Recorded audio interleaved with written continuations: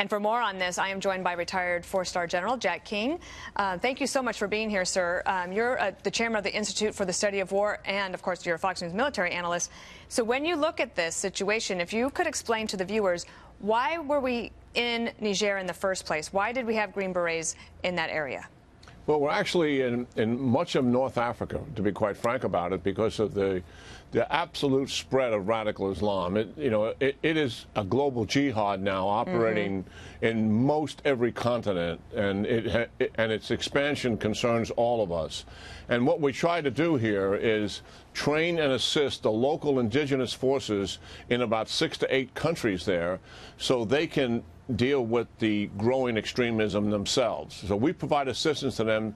We're not leading in any of the fight. We're helping them. From time to time, we'll conduct a drone strike if we get good intelligence on a target. But the people on the ground that are doing the fighting are the local forces. The Special Forces team is there to train and assist them in doing that. But, of course, when they're out teaching them how to do combat patrols, you're in a combat zone, and you're subject to contact with the enemy. In this case, it appears they were doing something they do quite often, as Jennifer mentioned, going out to deal with various villages. They call it tribal engagement, to really understand what is happening in those villages, to understand what the enemy is doing and the pressure they're putting on them. The other thing is our special forces, or Green Berets. I commanded Fort Bragg, and that's the home of the airborne and special forces, so I'm quite familiar with it.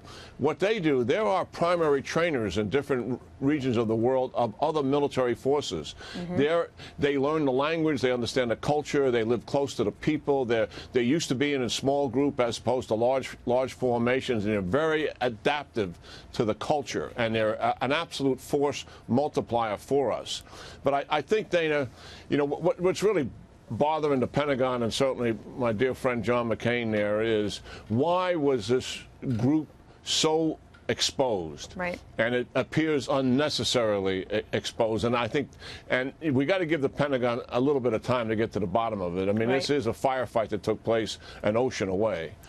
Right, and in a very remote area, given that they had to go so far to get there. What about the fact that the French Mirage, the military plane that was there, they weren't able to protect them? So do we possibly have just a problem there in terms of rules of engagement or sort of cooperation with our allies? Well, from what I understand, and I don't have inside information from the Pentagon because I don't bug them about things like this. What I understand, the country of Niger does not permit us to have armed drones providing overhead protection for our patrols. So the Mirages, or French fighter aircraft, got there within 30 minutes. But usually a firefight like this, where you're being ambushed, the actual primary killing that takes place in exchange of fire is very explosive, and it doesn't last for a long period of time. And the other thing is the unit integrity was broken down by the sheer violence of an ambush. And these are very chaotic things for well-disciplined troops, believe me, because at that point, when you're under such intense enemy fire, you are absolutely fighting to protect your life at that point, and you're outnumbered and you're outgunned, and you know that this is a life-ending situation that you're involved in. Earlier this week, you were on the Daily Briefing. We thank you for that. And you were talking about how ISIS is, at least their land mass area, is being depleted in the Middle East. But these were supposedly ISIS fighters. Is there some sort of conflagration that is growing in northern Africa that we now have to turn our attention to? Yeah, I think that's a very good point. I mean, I think what we need to do here, the administration has obviously been so busy in foreign policy and national security. They've had major reviews on North Korea, major reviews on Iran, and certainly on Afghanistan.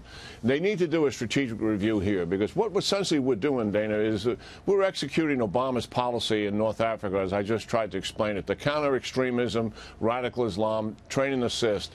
Do we have the right strategy is a question, a reasonable question for the president to be asking, and do we have the right resources to apply to that strategy? So they need to do a review here, and probably this will spark it. This will do it. Yeah, I agree. All right, General Jack Keane, we appreciate you being here. Thank you so much. Yeah, good talking to you, Dana.